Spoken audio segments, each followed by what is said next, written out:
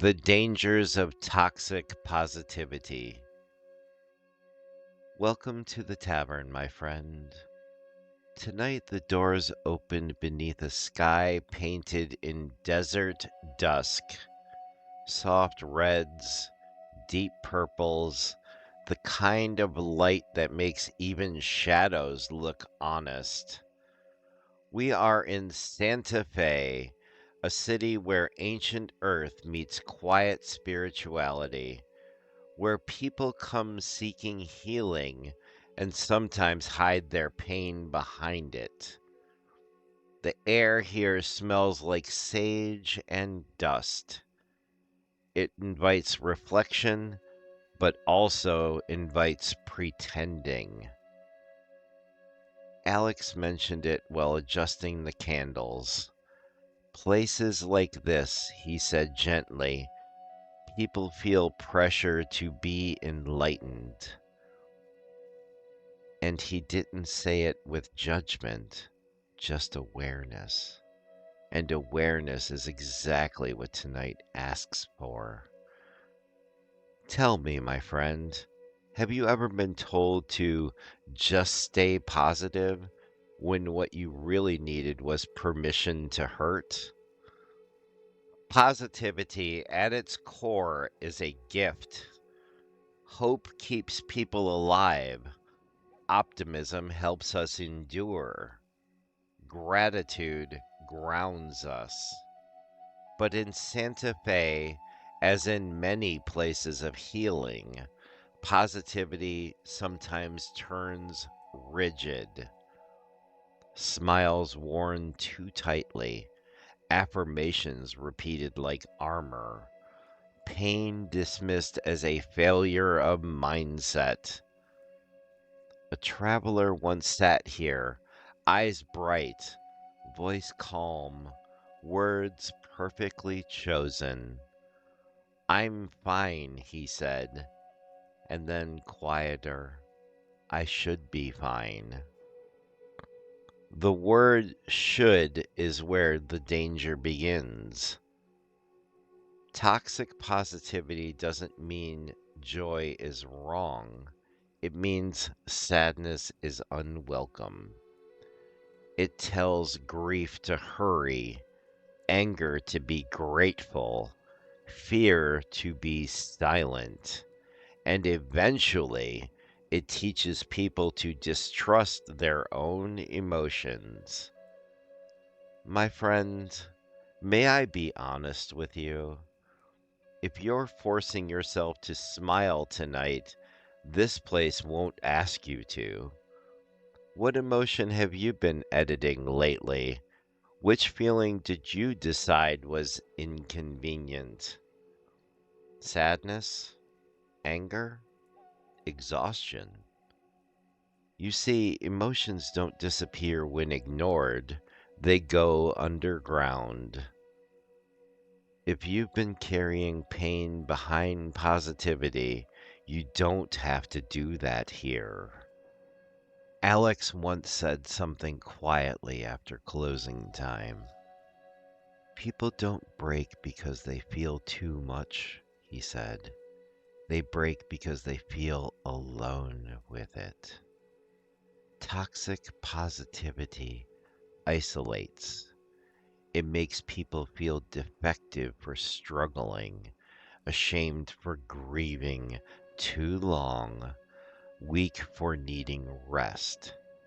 In Santa Fe, I've seen people chase light so fiercely they never sit with their shadow, and that shadow ends up controlling them. Because emotions aren't obstacles, they're messengers. Anger points to violated boundaries. Sadness honors loss. Fear asks for safety. When positivity silences these voices, it doesn't heal, it disconnects.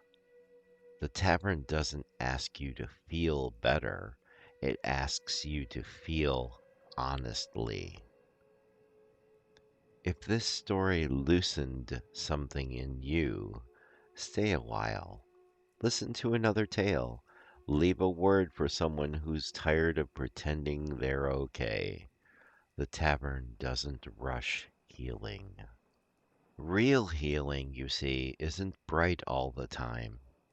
Sometimes it's quiet. Sometimes it's messy. Sometimes it's sitting with discomfort long enough to understand it. The traveler I mentioned earlier returned weeks later. No forced smile, no rehearsed optimism. He said, I stopped telling myself I had to be grateful for everything. And in that moment, he looked lighter. True positivity grows after honesty, not instead of it. Santa Fe teaches you this if you listen closely. The desert doesn't bloom year round. It rests, it waits, and when the rain finally comes, the flowers are real. So let me leave you with this, my friend. You don't need to be positive to be worthy. You don't need to be healed to be welcome. You don't need to be okay to belong. The tavern doesn't demand light, only truth. Rest here tonight. Bring your joy. Bring your grief. Both have a seat by the fire. Hi, all. Editing Lion here. I remember even as a small cub child that I was always looked upon as the glass half full person, the glass half full guy, my father called me. I would always look at things from a more positive perspective. The glass is half full instead of half empty. And that's part of my nature. It's part of who I am as a person. But does that mean that I accept all things will always be positive? Absolutely not. No.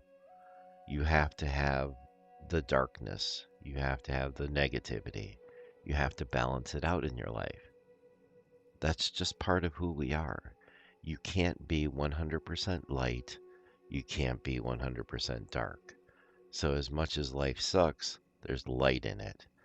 And as much as the darkness is not around you, there is darkness within you. There always will be. The balancing of that is what we spend our entire lives on a day to day basis doing if we are doing that path. I know I am. I try to balance out the positives and the negatives. Some days are better than others, and I will never again in my life, even though I did when I was younger, tell someone to just keep their chin up. Now I tell them to just keep moving forward, keep pushing past it, keep moving on past the storm, because that's what life is about. It's about movement. I've come to understand that as an older person, that you keep moving despite everything. That's what counts. That's, at the end of the day, that is what makes us, I guess, progress in life. So I would caution against any, forced positivity. You don't have to force it. Don't have that forced smile. Don't hide behind the pain that you're going through. If you need to share that pain with others, then do it. And if you feel like they won't listen to you, then, well, I conveniently have a fantasy tavern here. You are always welcome at it. So, always welcome in it. Not at it, in it, yeah. Come to the tavern. You'll love it. It'll be great. We'll have tea, biscuits, all that good stuff. Finger sandwiches, those little cucumber sandwiches, they sound amazing, don't they? So, yeah. Thanks for listening to me ramble. Take care, my friends. Be well and have a seat by the fire with me sometime.